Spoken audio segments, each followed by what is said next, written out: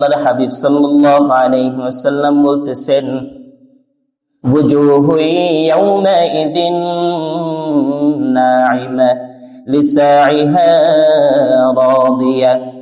ওই দিন কিয়ামতের ময়দানে তোমাদের চেহারা হাস্য উজ্জ্বল হবে,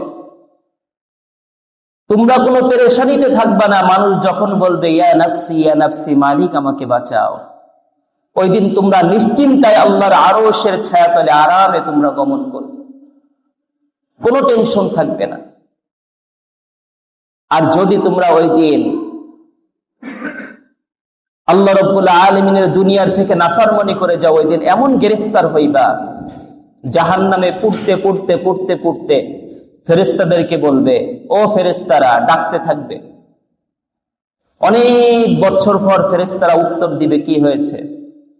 আমরা আর জাহান্নামের আযাব সহ্য করতে পারতেছি না, মালিককে একটু বলো যাতে আমাদের আযাবটা একটু শীতল করে দেয়। তখন ফেরেশতারা আর কোনো কথা বলবে না, চুপচাপ বলবে যে চুপ করে থাকো, কোনো কথা বলবে না। জাহান্নামী ব্যক্তিরা বুঝতে পারবে ফেরেশতাদের বলে কোনো লাভ নাই। জাহান্নামের যে দারোয়ান আছে, মালিক, প্রধান, তাকে ডাক দিবে, ও মালিক। জাহান্নামের প্রধান ফেরেশতা মালিক ডাক দিবে 1000 বছর পর। কেমন 1000 বছর? দুনিয়ার 1000 বছর না, আখিরাতের 1000 বছর। 1000 বছর পর ডাক দিয়ে বলবে, কি বলতে চাও বলো।